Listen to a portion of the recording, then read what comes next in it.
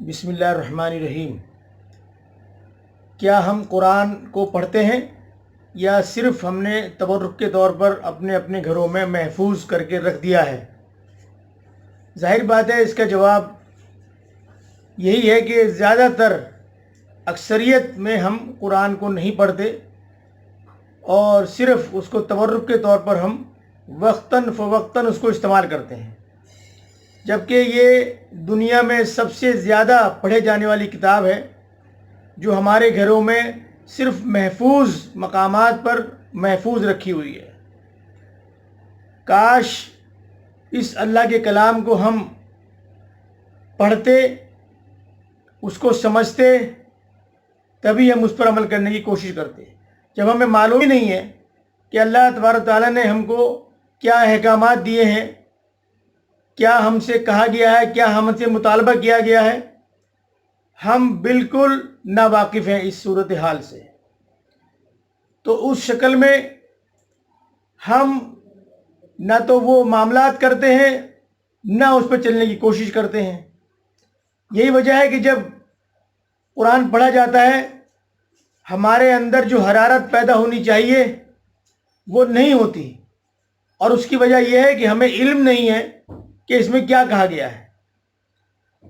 پورے دن میں ہم 5 مرتبہ نماز میں قرآن پڑھتے ہیں، لیکن وہ صرف برائے نام اور ایک رسم سی پوری کر دیتے ہیں۔ لہذا اس آنے والے رمضان کو زندگی کا آخری رمضان جانتے ہوئے ہم یہ کوشش کریں کہ ہم آئندہ جب تک زندگی اللہ تعالیٰ نے دی ہے قرآن کریم روزانہ پڑھیں گے اور ساتھ میں اس کے ٹرانسلیشن ترجمہ بھی جاننے کی کوشش کریں گے۔ اگر ہم اس طریقے سے اس پر عمل کرتے ہیں تو یقیناً اسی سے ہماری کامیابی ہے اور اسی سے ہم صحیح زندگی گزار سکتے ہیں۔ لہذا اس لاک ڈاؤن کو غنیمت جانتے ہوئے اور اس آنے والے رمضان کو غنیمت جانتے ہوئے، جبکہ ہم مکمل طور پر اپنے گھروں میں محفوظ ہیں، قرآن کریم کی تلاوت کریں، اس کو سمجھنے کی کوشش کریں، اس کا ترجمہ پڑھنے کی کوشش کریں۔ اور ایک بات میں اور بتا دوں، جن لوگوں کے ذہن میں یہ بات ہوتی ہے کہ ہم تراویح میں ایک قرآن پورا کر لیں، تو تراویح میں قرآن کا مکمل کرنا الگ بات ہے، وہ جو ایک قرآن پڑھنے کی بات ہے تو وہ آپ کا انفرادی طور پر قرآن پڑھنے کی بات ہے کہ آپ نے وہ پورا کیا ہے نہیں کیا ہے۔ قرآن کریم جو تراویح میں پورا ہوتا ہے وہ حافظ کا ہوتا ہے، نہ کہ سننے والوں کا۔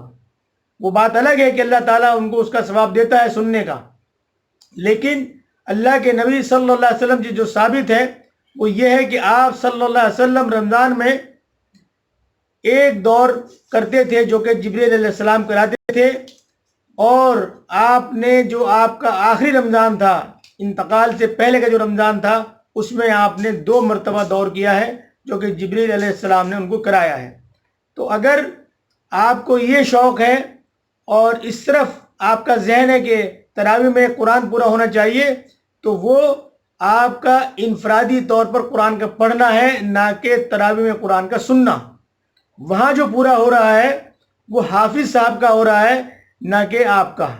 لہٰذا ہم کو اس رمضان میں اپنے قرآن کو مکمل طور پر پورا کرنا چاہیے۔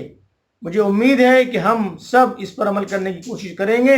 السلام علیکم رحمۃ اللہ وبرکاتہ۔